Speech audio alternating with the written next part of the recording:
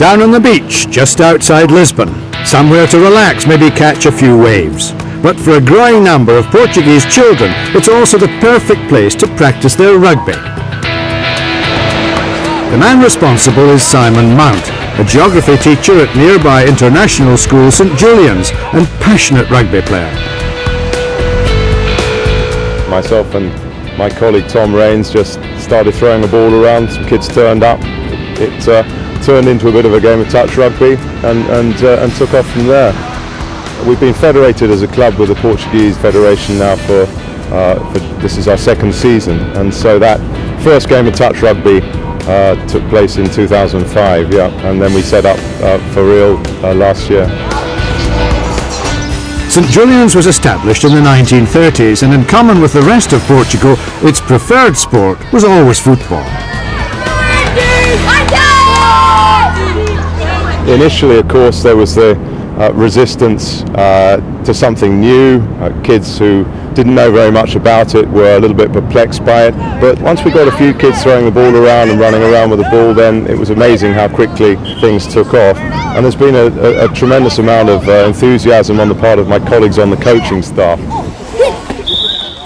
The children of St Julian's have every advantage in rugby and in life, but what makes this story different is their relationship with their sister club just down the road in Galiza.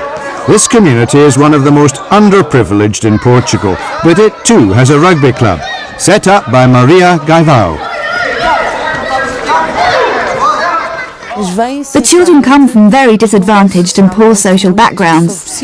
Many are the Portuguese-born kids of African immigrants, and we also look after children from the Gypsy community, as well as from Eastern Europe, whose parents are working over here. We have kids from as far afield as the Ukraine, Romania and Russia.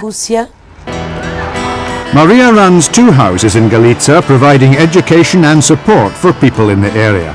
The rugby club has become an integral part of her work.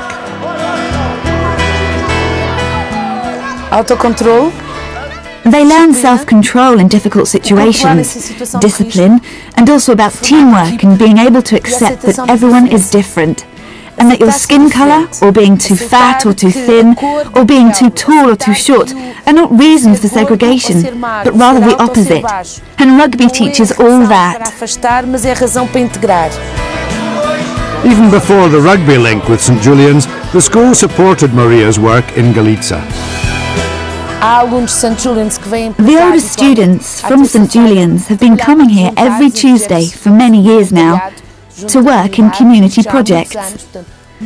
They're all volunteers, and it was really by coincidence that both rugby clubs had their applications to the Portuguese Rugby Federation accepted at the same time.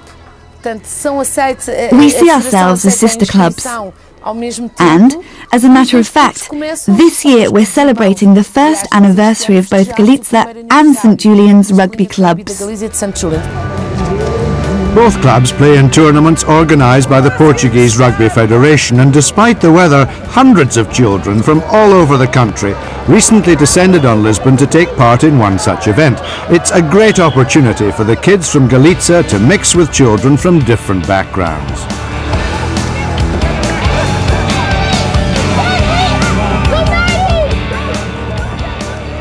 And pride, status and honour were at stake as St Julian's and Galiza locked horns.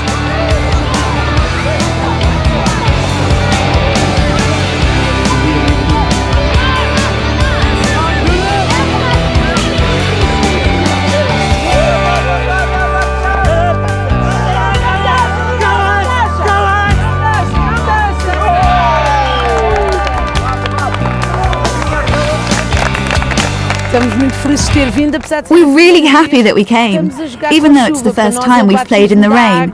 It's definitely a first for us. But it's a beautiful day, and we beat St Julian's.